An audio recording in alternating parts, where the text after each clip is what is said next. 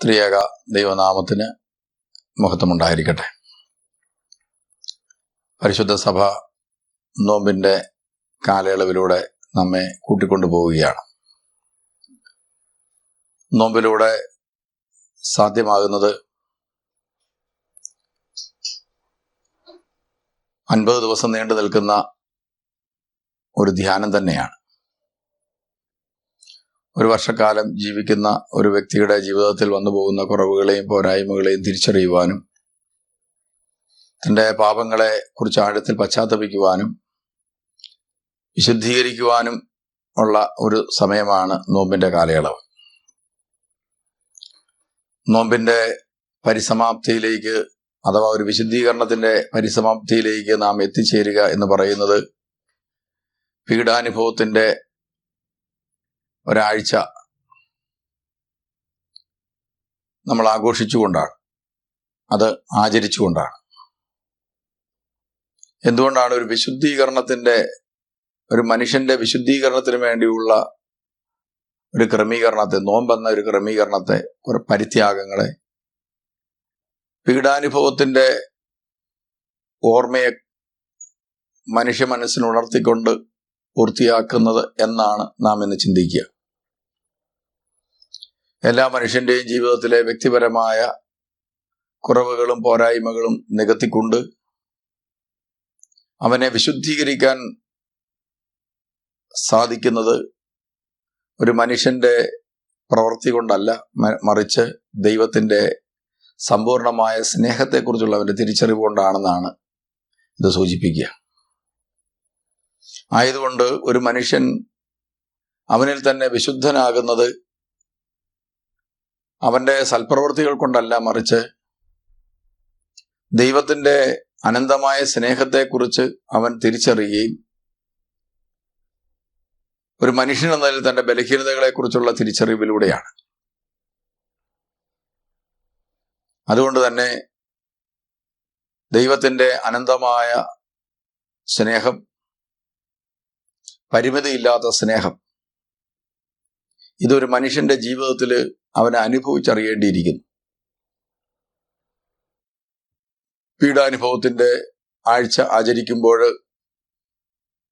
അതിലേറ്റവും പ്രധാനപ്പെട്ടത് ഓശാന, പെസഹ പെരുന്നാള്, ദുഃഖവെള്ളി, ഈസ്റ്റർ, ഇങ്ങനെ 4 ദിവസങ്ങളുടെ ആചരണങ്ങളാണ്. ഇതില് പെസഹായുടെ ദിവസത്തെക്കുറിച്ച് നമ്മൾ ചിന്തിക്കുമ്പോൾ യോഹന്നാന്റെ സുവിശേഷം 13:34 കൂടി യേശുക്രിസ്തു ഒരു പുതിയ നിയമം, കൽപ്പന ശിഷ്യന്മാർക്കായിട്ട് നൽകുന്നുണ്ട്. ആ കൽപ്പന ഇപ്രകാരമാണ്: നിങ്ങൾ പരസ്പരം സ്നേഹിക്കുവിൻ. ഞാൻ നിങ്ങളെ സ്നേഹിച്ചതുപോലെ നിങ്ങൾ സ്നേഹിക്കുവിൻ. നിങ്ങൾക്ക് പരസ്പര സ്നേഹമുണ്ടെങ്കിൽ നിങ്ങൾ എൻ്റെ ശിഷ്യന്മാരാണെന്ന് ലോകമറിയും. അപ്പോൾ ഈ പുതിയ കൽപ്പന കർത്താവ് നൽകുന്ന ഒരു പശ്ചാത്തലമുണ്ട്. ഞാൻ നിങ്ങളെ സ്നേഹിച്ചതുപോലെ നിങ്ങൾ പരസ്പരം സ്നേഹിക്കുക. സ്നേഹിക്കാൻ നമ്മെ കൊണ്ടാവും. പക്ഷേ ക്രിസ്തു നമ്മെ സ്നേഹിച്ചതുപോലെ സ്നേഹിക്കുക എന്നുള്ള ഒരു അർത്ഥതലത്തിലേക്ക് അത് വളരുമ്പോഴാണ് ഒരു വ്യക്തിയുടെ ജീവിതം വിശുദ്ധമായി തീരുന്നത്. വിശുദ്ധ കുർബാനയിലൂടെ സമ്പൂർണമായ ഒരു വിശുദ്ധീകരണം സാധ്യമാകണമെങ്കിൽ ആ കുർബാനയുടെ ഈ ആന്തരിക അർത്ഥത്തെ നമ്മുടെ ഹൃദയത്തിൽ നമ്മൾ ഏറ്റുവാങ്ങണം. ഈ വചനം ക്രിസ്തു പറയുന്ന ഒരു പശ്ചാത്തലമുണ്ട്. യോഹന്നാന്റെ സുവിശേഷം 13-ാം അധ്യായം എന്ന് പറയുന്നത് സിഹിയോൻ മാളികയില് കർത്താവ് പെസഹ ആചരിക്കുന്ന പശ്ചാത്തലത്തിലാണ്. അതിൽ നമ്മൾ കാണുന്നത് ഒറ്റിക്കൊടുക്കുന്ന യൂദാസിന്റെ കൂടി പാദം കഴുകി ചുംബിക്കുന്ന ക്രിസ്തുവിനെയാണ്. 12 ശിഷ്യന്മാരെ തെരഞ്ഞെടുത്തു എന്നുള്ളതൊരു യാഥാർത്ഥ്യമാണ്. അതിലൊരു വ്യക്തി തന്നെ ഒറ്റിക്കൊടുത്ത് തൻ്റെ മരണത്തിന് പോലും കാരണമാകാം എന്ന തിരിച്ചറിവ് ഉണ്ടായിട്ടും അത് വ്യക്തമായി തിരിച്ചറിഞ്ഞിരിക്കുന്ന ക്രിസ്തു ഒരു സ്നേഹത്തിന്റെ പുതിയ നിയമത്തിൻ്റെതായ ഒരു ബലി അർപ്പിക്കുമ്പോൾ അവിടെ യൂദാസിനെ മാറ്റി നിർത്തിയിട്ടില്ല. തന്നെ ഒറ്റിക്കൊടുക്കാനിരിക്കുന്നവൻ, തന്റെ നാശത്തിന് കാരണമാകാൻ പോകുന്നവൻ, തന്റെ മരണത്തിന് കാരണമാകാൻ പോകുന്ന വ്യക്തിയെ മാറ്റി നിർത്തിക്കൊണ്ടല്ല ക്രിസ്തു തന്റെ ജീവിതത്തിലെ ഏറ്റവും പ്രധാനപ്പെട്ട ബലി പൂർത്തിയാക്കുന്നത് എന്ന് ചിന്തിക്കുമ്പോൾ ഈ ഭൂമിയിൽ ആരും മാറ്റി നിർത്തപ്പെടേണ്ടവനല്ല എന്നുള്ള തിരിച്ചറിവാണ് നമുക്കിത് നൽകുന്നത്. പലപ്പോഴും ആധ്യാത്മികതയിൽ നിന്നും അതുപോലെ പ്രാർത്ഥനയിൽ നിന്നും അതുപോലെ പുണ്യജീവിതങ്ങളിൽ നിന്നുമൊക്കെ പലപ്പോഴും ചിലരെയെങ്കിലും നമുക്ക് നമ്മുടെ ജീവിതത്തിൽ നിന്ന് മാറ്റി നിർത്തേണ്ടതായിട്ട് പലപ്പോഴും വരാറുണ്ട്. ഒരുപക്ഷെ നമ്മുടെ സ്ഥാപനത്തിൻ്റെയോ ശുശ്രൂഷയുടെയോ അതുപോലെ നമ്മുടെ പ്രവർത്തന മണ്ഡലങ്ങളുടെയോ നമ്മുടെ വ്യക്തിഗത ജീവിതത്തിൻ്റെ പരാജയത്തിനോ നാശത്തിനോ കാരണമാകാൻ സാധ്യതയുള്ളവരെയൊക്കെ പ്രായോഗികമായി ബുദ്ധിപരമായും അകറ്റി നിർത്തിക്കൊണ്ട് മുന്നോട്ട് പോകുക എന്നതൊരു മാനുഷിക ബുദ്ധിക്ക് ചേർന്ന കാര്യം തന്നെയാണ്. അത് ക്രൈസ്തവ സഭയാണെങ്കിലും ആധ്യാത്മിക മേഖലയിൽ പ്രവർത്തിക്കുന്നവരാണെങ്കിലും ധ്യാന കേന്ദ്രത്തിൽ പ്രവർത്തിക്കുന്നവരാണെങ്കിലും ഒക്കെ ഇത്തരം കാര്യങ്ങൾ പ്രത്യേകം ശ്രദ്ധിക്കാറുണ്ട്. ചിലരെയൊക്കെ നമ്മൾ ഒഴിവാക്കുകയും മാറ്റി നിർത്തുകയും ചെയ്യാറുണ്ട്. എന്നാൽ ദൈവത്തിന്റെ സ്നേഹവലയത്തിൽ നിന്ന് ആരും മാറ്റി നിർത്തപ്പെടുന്നില്ല എന്ന വലിയ ഒരു തിരിച്ചറിവ് നൽകുന്നതാണ് യൂദാസിനെ കൂടി ഉൾപ്പെടുത്തിക്കൊണ്ടുള്ള ക്രിസ്തുവിന്റെ പെസഹാചരണം. എന്ന് മാത്രമല്ല, ആ പെസഹായില് നാം കാണുന്നത് ക്രിസ്തു താലത്തിൽ വെള്ളമെടുത്ത് അരയിൽ കച്ച ചുറ്റി അവൻ ശിഷ്യന്മാരുടെ പാദങ്ങൾ കഴുകുവാൻ തുടങ്ങി. യൂദാസിന്റെ പോലും പാദം കഴുകി ചുംബിച്ചുകൊണ്ട് അവൻ പത്രോസിന്റെ അടുക്കൽ ചെല്ലുമ്പോൾ പത്രോസ് അപ്പോസ്തലൻ ഇപ്രകാരം പറഞ്ഞു, കർത്താവേ, അങ്ങ് എൻ്റെ പാദം കഴുകരുത്. കാരണം പത്രോസ് അപ്പോസ്തലൻ അത് ഉൾക്കൊള്ളാൻ സാധിക്കാത്തതിനപ്പുറത്തായിരുന്നു. താൻ ഗുരുവെന്ന് വിളിക്കുന്നവൻ തൻ്റെ പാദം കഴുകുക. ഉടനെ ക്രിസ്തു പറഞ്ഞു, നിന്റെ പാദം ഞാൻ കഴുകുന്നില്ലെങ്കിൽ നിനക്ക് എന്നോടുകൂടെ പങ്കില്ല. അപ്പൊ ക്രിസ്തുവിന്റെ കൃപയുടെയും സ്നേഹത്തിന്റെയും ദൈവരാജ്യത്തിന്റെയും പങ്കാളിത്തം സ്വന്തമാക്കാനുള്ള ഒരു കണ്ടീഷൻ കർത്താവ് അവിടെ വ്യക്തമാക്കുന്നുണ്ട്. നിന്റെ പാദം കഴുകാൻ എന്നെ അനുവദിക്കുക എന്നതാണ് നിനക്കെൻ്റെ ജീവിതത്തിൽ എൻ്റെ കൃപയുടെ രാജ്യത്ത് പങ്കാളിത്തം കിട്ടാനുള്ള സാധ്യത ഉണ്ടാക്കുന്നത്. എന്താണ് ഈ വാക്കിന്റെ അർത്ഥം? യേശുക്രിസ്തുവിന്റെ സ്നേഹത്തിന്റെ പങ്കാളിയായി തീരണമെങ്കിൽ ക്രിസ്തുവിനാൽ കഴുകപ്പെടണം. അതിന് ക്രിസ്തുവിനെ അനുവദിക്കണം. പലപ്പോഴും ക്രൈസ്തവന്റെ ജീവിതത്തിൽ ഇന്ന് ഇല്ലാതെ പോകുന്നത് ക്രിസ്തുവിന് അവന്റെ ജീവിതത്തിൽ സ്വാതന്ത്ര്യമില്ല എന്നുള്ളതാണ്. ക്രിസ്തുവിന്റെ തിരുവചനത്തിന് നിവൃത്തി വരുത്താൻ അഥവാ ക്രിസ്തുവിന്റെ തിരുവചനം നിറവേറാൻ നമ്മുടെ ജീവിതം വിട്ടുകൊടുക്കുന്നില്ല എന്നുള്ളത് നമ്മുടെ ക്രൈസ്തവ ജീവിതത്തിലെ ഏറ്റവും വലിയ പരാജയമാണ്. അപ്പോസ്തലന്റെ കർത്താവ് പറഞ്ഞു, നിന്റെ പാദം കഴുകാൻ എന്നെ അനുവദിക്കുക. അങ്ങനെയെങ്കിൽ നമ്മളെ സംബന്ധിച്ചിടത്തോളം നമുക്ക് ക്രിസ്തുവിന്റെ രക്ഷാകരമായ പീഡാസഹനത്തിലും കുരിശുമരണത്തിലും ഉയർത്തെഴുന്നേൽപ്പിലും പങ്കാളിയായിക്കൊണ്ട് ഒരു ക്രൈസ്തവ ആധ്യാത്മിക ചൈതന്യം അഥവാ പരിശുദ്ധാത്മാവിന്റെ ഒരു കൃപാപരം, ഒരു അഭിഷേകം നമുക്ക് സ്വന്തമാക്കാൻ സാധിക്കണമെങ്കിൽ ക്രിസ്തുവിനാൽ നാം കഴുകപ്പെട്ടവരായി തീരണം.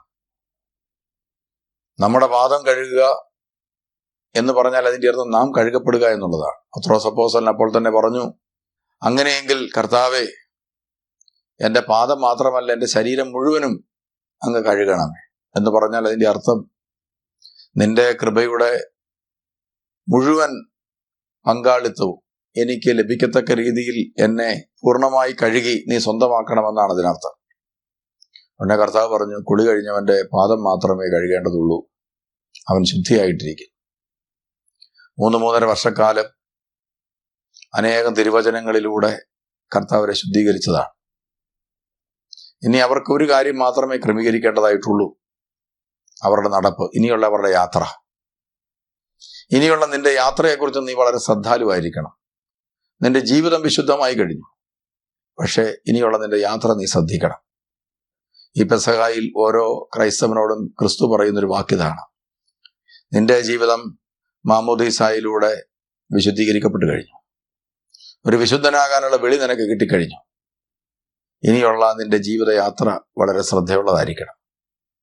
ആ യാത്രയിലുടനീളം ക്രിസ്തുവിൻ്റെ സ്നേഹത്തിൻ്റെ കഴുകൽ നിന്റെ യാത്രയിലുടനീളം അനിവാര്യമാണ്, ആവശ്യമാണെന്നാണ് അർത്ഥം. പത്രോസ് അനുവദിച്ചു. യേശു പത്രോസിന്റെ പാദം കഴുകി ചുംബിച്ച് അവൻ പീഠത്തിലിരുന്നു. അവൻ പീഠത്തിലിരുന്ന ശേഷം ഇപ്രകാരം പറഞ്ഞു: നിങ്ങൾ എന്നെ ഗുരുവെന്നും കർത്താവെന്നും വിളിക്കുന്നു. ശരിയാണ്, ഞാൻ നിങ്ങളുടെ ഗുരുവും കർത്താവുമാണ്. നിങ്ങളുടെ ഗുരുവും കർത്താവുമായ ഞാൻ നിങ്ങളുടെ പാദം കഴുകിയെങ്കിൽ നിങ്ങളും പാദം കഴുകാൻ കടപ്പെട്ടിരിക്കുന്നു. വലിയൊരു കടമ അപ്പോസ്തലന്റെ മേൽ വയ്ക്കുകയാണ്. നിങ്ങൾ കടപ്പെട്ടിരിക്കുന്നു. എന്താണ് കടപ്പെട്ടിരിക്കുന്നത്? ഇതാ, നിങ്ങൾ പരസ്പരം പാദം കഴുകാൻ കടപ്പെട്ടിരിക്കുന്നു. ചുരുക്കി പറഞ്ഞാൽ, ക്രിസ്തുവിന്റെ ബലിയിൽ പങ്കാളിയാകാൻ വിളിക്കപ്പെട്ടിരിക്കുന്ന ഒരു വ്യക്തി സഹോദരന്റെ പാദം കഴുകാൻ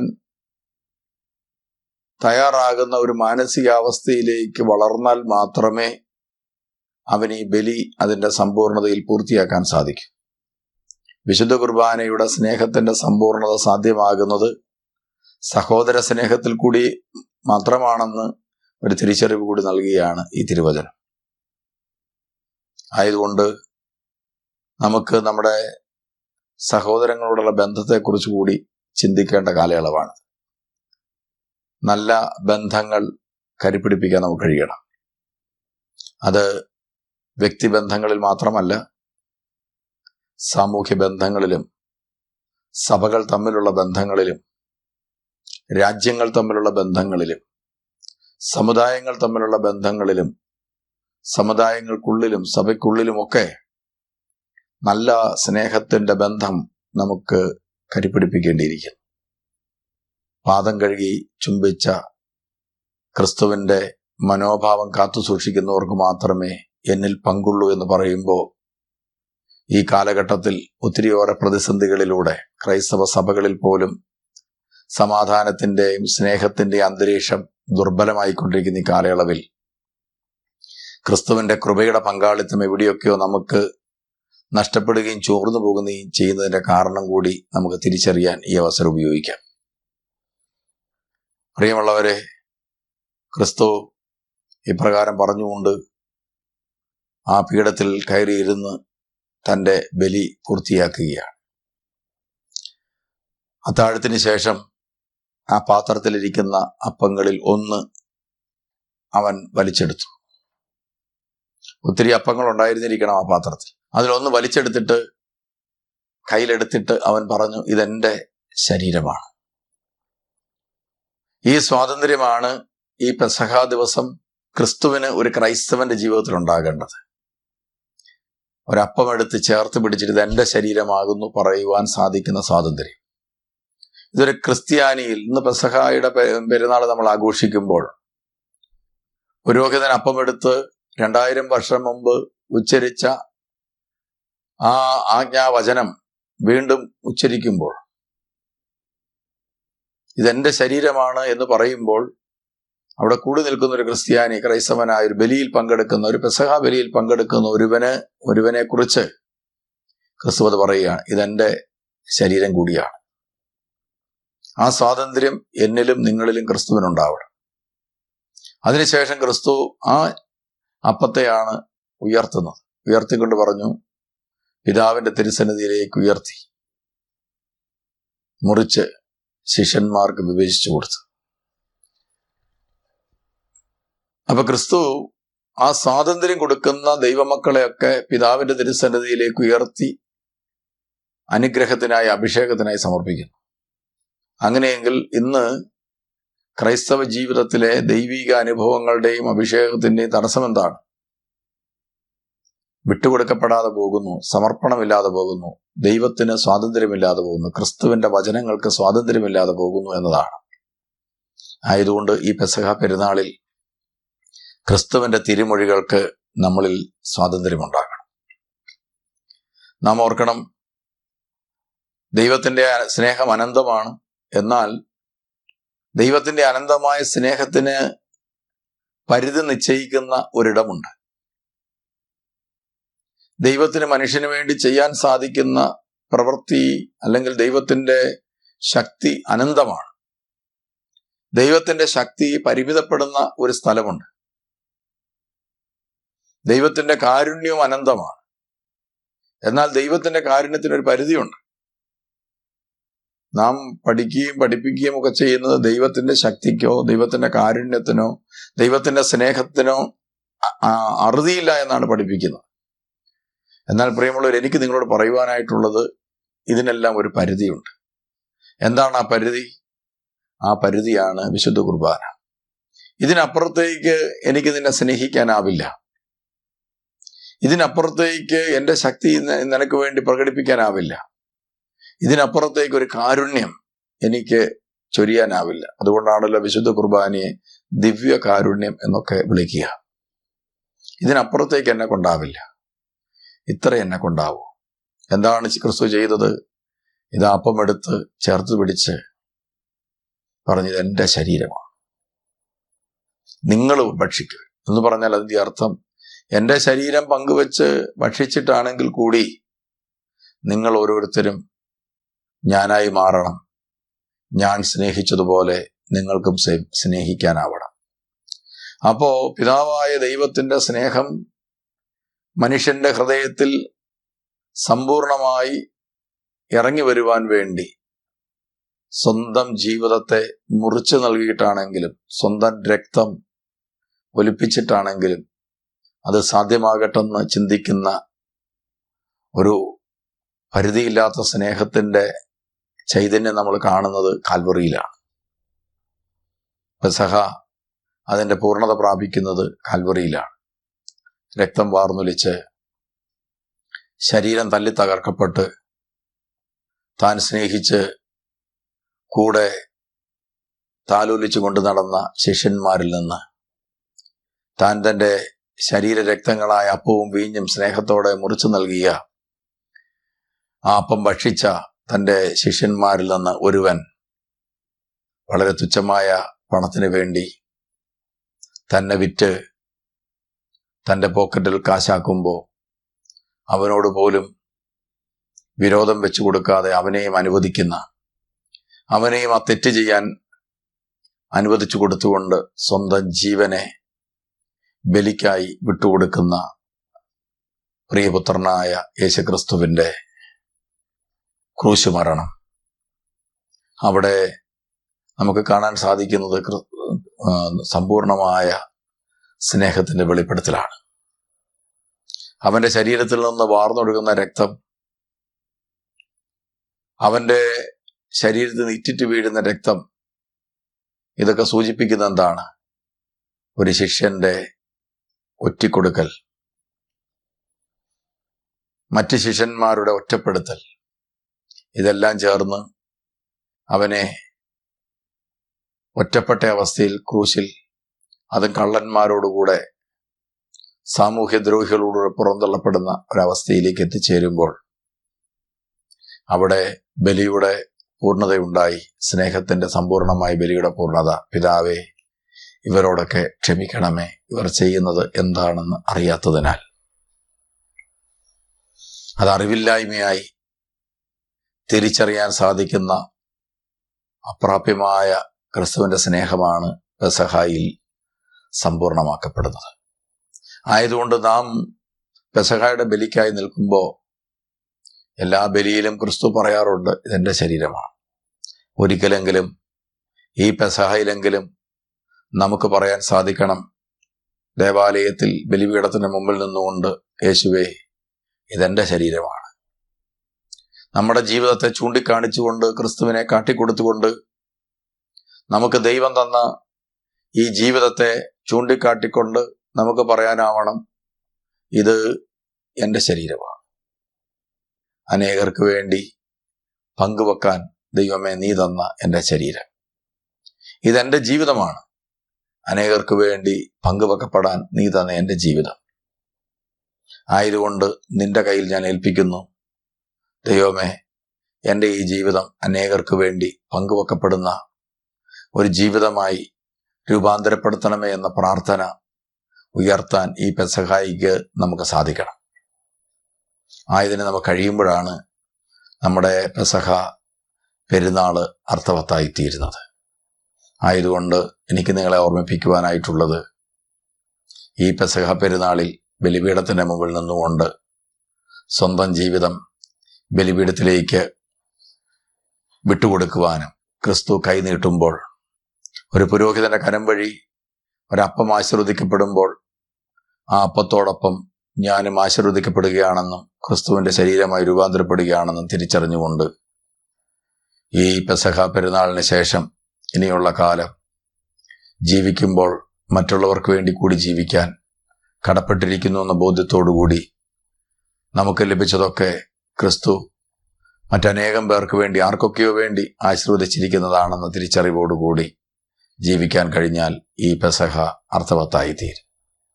ദൈവം അതിന് എല്ലാവരെയും അനുവദിക്കട്ടെ എന്ന പ്രാർത്ഥനയോടുകൂടി ഞാൻ അവസാനിപ്പിക്കുന്നു. പെസഹായുടെ എല്ലാ അനുഗ്രഹങ്ങളും ആശംസകളും ദൈവം നിങ്ങൾക്ക് നൽകട്ടെ. ആയത് പിതാവിന്റെയും പുത്രന്റെയും പരിശുദ്ധ റൂഹായുടെയും നാമത്തിൽ തന്നെ. ആമേൻ.